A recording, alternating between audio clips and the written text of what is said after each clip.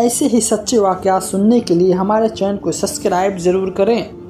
हज़रत आमिना रज़ी अल्लाह ताला अन्हु बयान करती हैं कि जब मेरा बच्चा मेरे रहम में था तो मैंने बहुत सी अजीबोगरीब चीज़ें देखी थी।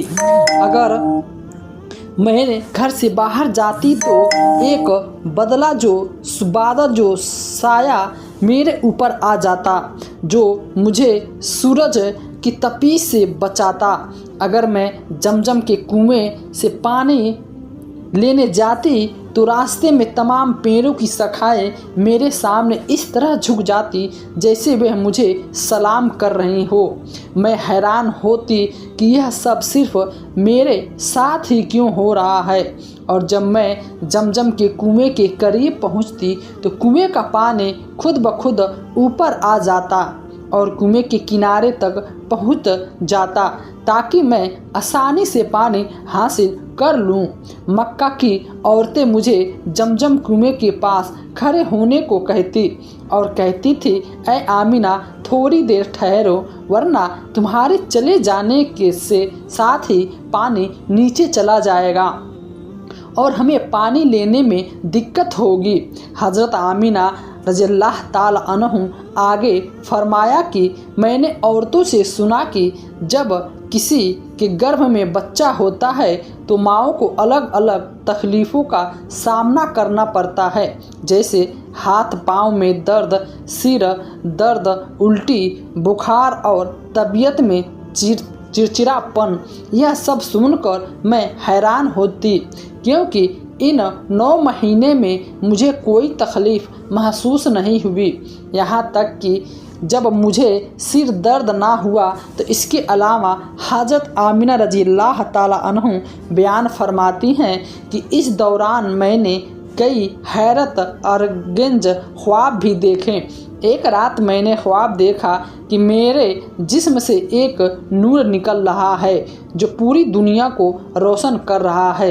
यह मंजर देखकर मुझे पूरा यकीन हो गया कि मेरे गर्भ में मौजूद बच्चा कोई आम बच्चा नहीं है। हज़रत मोहम्मद के दादा हज़रत अब्दुल मुत्तलिब खाना काबा के पास जाकर जिस रात अल्लाह से दुआ करते, रोते और कहते, ऐ अल्लाह मेरे बेटा अब्दुल्ला अब इस दुनिया में नहीं रहा लेकिन उसके घर में एक बच्चे की बिदालत होने वाली है। ऐ अल्लाह तू इस बच्चे की हिफाजत फरमा और मेरे अब्दुल्ला की नस्ल को कायम रख। रसूल अल्लाह के तमाम चाचा बेचैनी से इंतज़ार कर रहे थे कि उनके भाई अब्दुल्ला के घर में कोई बच्चा पैदा होगा। यहूदियों की मजहबी किताब में लिखा था कि 10 दिन पहले आसमान पर एक लाल सितारा तुलू होगा। जब नबी करीम की पैदाइश में 10 दिन बाकी रह गए तो वह सितारा उनको दिखाई दिया।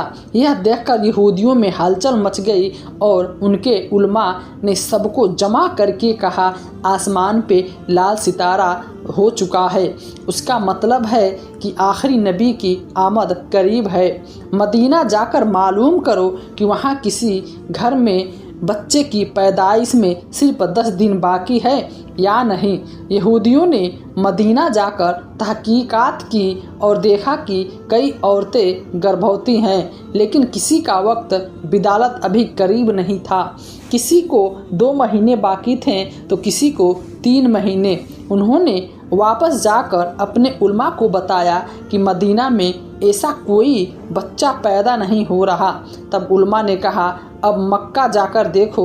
यहूदी मक्का पहुँचे और तहकीकात की तो उन्हें मालूम हुआ कि 5 घरों में बच्चे की पैदाइश होने वाली है। तब उन्होंने कहा कि नहीं, वह बच्चा ऐसा होगा जिसके वालिद इस दुनिया में नहीं होंगे। लोगों को पता चला कि हज़रत अब्दुल मुत्तलिब ज़मीन, परिंदे और आसमान मखलूक इस घड़ी के मुतलीज थे। आज वह मुबारक बच्चा पैदा हुआ जिसके लिए यह दुनिया दस्तखत की गई है। वह ना होते तो शायद कुछ भी ना होता। आज वही बच्चा दुनिया में आया जिसके लिए चाँद को 2 टुकड़े किए गया था, जिसके लिए सूरज को रोक दिया गया था और अल्लाह ने हुक्म दिया कि अब सभी सूरज गलब ना हो, क्योंकि मेरा हबीब मोहम्मद ने अभी असर की नमाज अता नहीं किया। आज वही बच्चा पैदा हुआ जिससे हज़रत जिब्राइल अलैहिस्सलाम ने ज़िंदगी में 26,000 बार मुलाकात की। रात हो चुकी थी तब हज़रत आमिना रज़ियल्लाहु ताला अन्हु को हल्की सी तकलीफ़ महसूस हुई और उन्हें यकीन हो गया कि शायद आज ही मेरे बेटे की बिदालत होगी। उन्होंने हज़रत अब्दुल मुत्तलिब को इतना इत्तला दी। हज़रत अब्दुल मुत्तलिब ने अपने मोहल्ले की एक नेक खातून हज़रत शिफा को बुलाकर कहा, आज रात तुम आमिना के पास रहो, क्योंकि मेरे बेटे अब्दुल्ला के घर आज एक बच्चा पैदा होगा। रात गुजरती गई, चाँद खामोशी से बादलों में छुप गया। हज़रत आमिना रज़ियल्लाहु ताला अन्हु फरमाया कि जिस रात मेरे बेटे की बिदालत हुई उस रात हमारे घर में इतनी गरीबी थी कि चिराग जलाने के लिए तेल तक नहीं था। उसी गरीबी में हमारे प्यारे नबी इस दुनिया में तशरीफ़ लाए।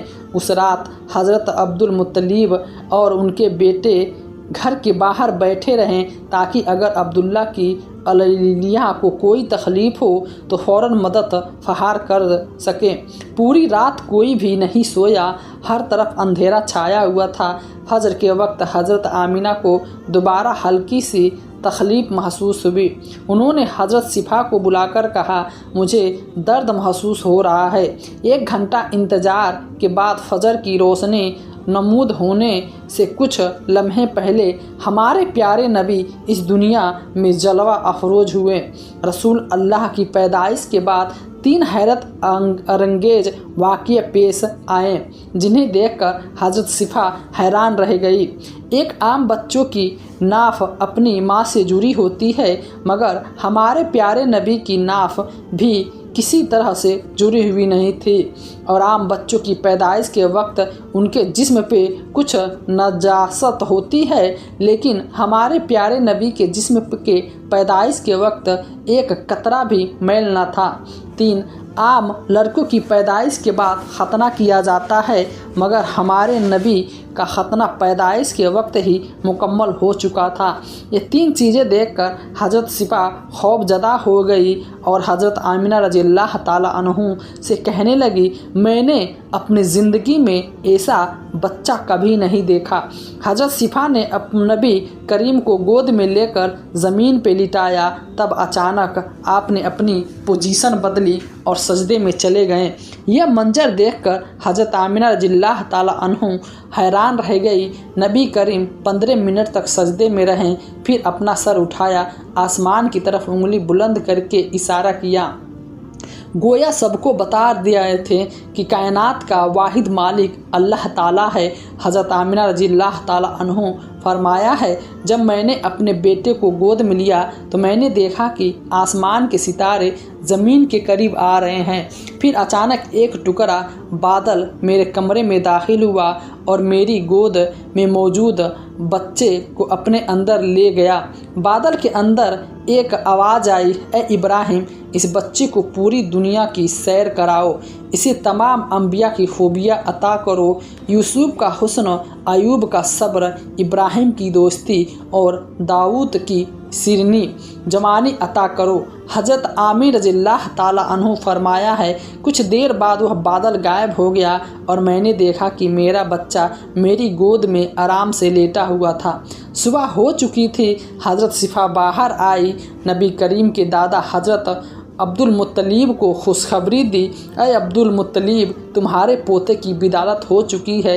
यह सुनकर रात भर जागे हुए अब्दुल मुत्तलिब की सारी थकान लम्हों में दूर हो गई।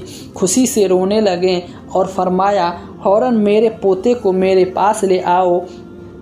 हज़रत शिफा नबी करीम को ले आई और जैसे ही सब ने आपको देखा उनकी हैरत की इंतहा ना रही।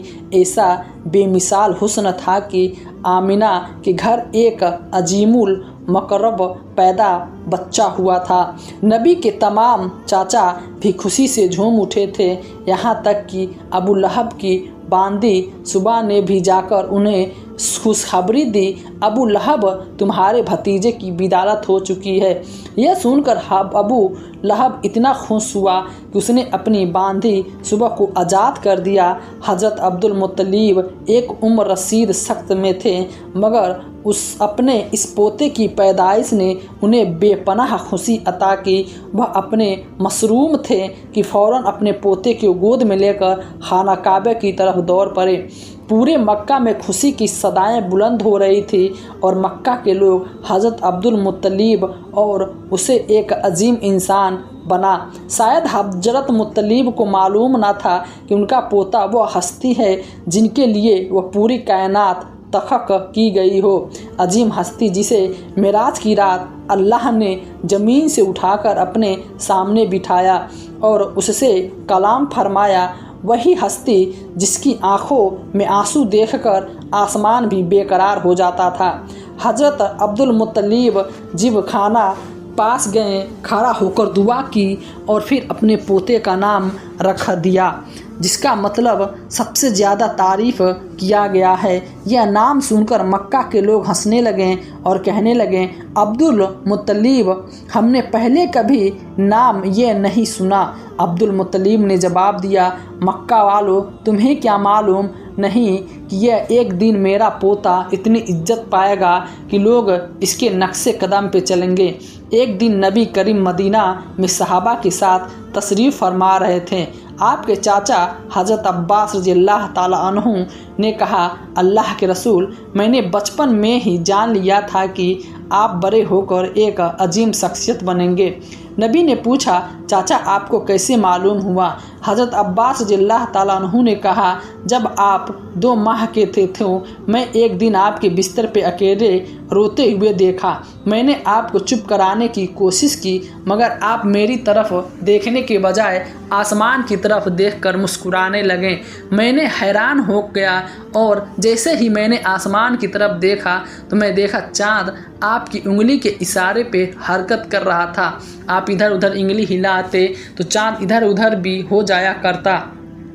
यह देखकर मैं समझ गया कि आप कोई आम इंसान नहीं हैं। नबी करीम मुस्कुराए और फरमाया, हाँ चाचा जान, बचपन में मैं चाँद मेरे साथ बातें करता था, मेरे साथ खेलता था और मुझे रोने नहीं देता था। सुभान अल्लाह, ऐसे थे हमारे प्यारे नबी जो इतने गरीब थे कि इनकी वालिदा इनके लिए एक खिलौना तक नहीं खरीद सकती थी। तब अल्लाह ने चाँद को उनके लिए खिलौना बना दिया और हुक्म दिया, चाँद मेरे महबूब को खुश करो और उन्हें कभी रोने ना देना।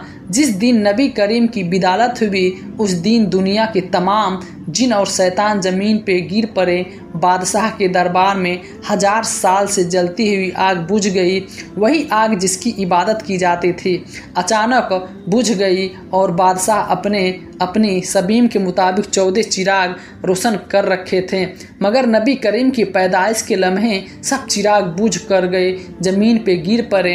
अगले दिन दोपहर के वक्त एक यहूदी ताजिर कुछ सामान बेचने मक्का आया। उसने आसमान की तरफ नज़र उठाई और नबी करीम की आमद की तमाम निशानियां देख ली। तब उसने मक्का वालों से पूछा, क्या आज किसी के घर कोई बच्चा पैदा हुआ है?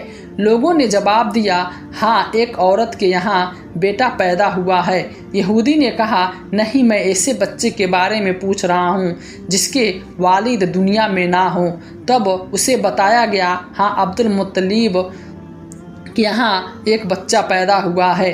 तब वह यहूदी रो पड़ा और कहने लगा, हाय, आज से नबूवत हमसे छीन ली गई और हमारा जाल करीब आ गया है। उस वक्त मक्का में बहुत से लोग अब्दुल मुत्तलिब और बनी हाशिम से हसद रखते थे।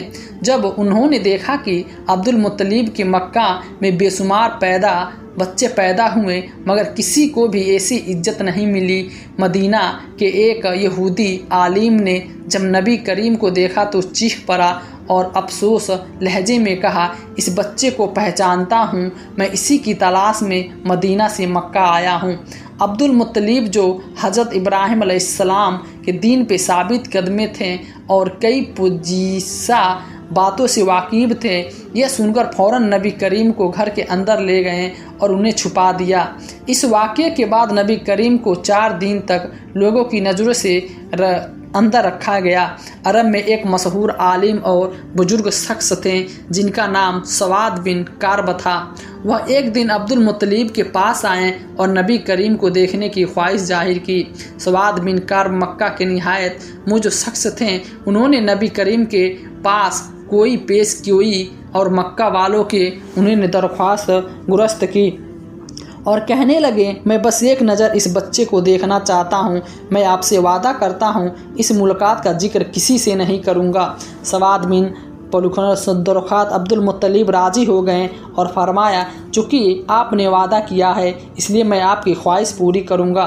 फिर अब्दुल मुत्तलिब के घर ले गए। सवाद बिन कहारे ने नबी करीम को हैरत और मोहब्बत भरी नज़रों से देखा।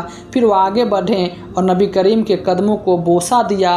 उसके बाद वो अब्दुल मुत्तलिब से मुखातिब होकर कहने लगे, आप गवाह रहिएगा, मैं इसी वक्त इस बच्चे पर ईमान ले आया हूँ।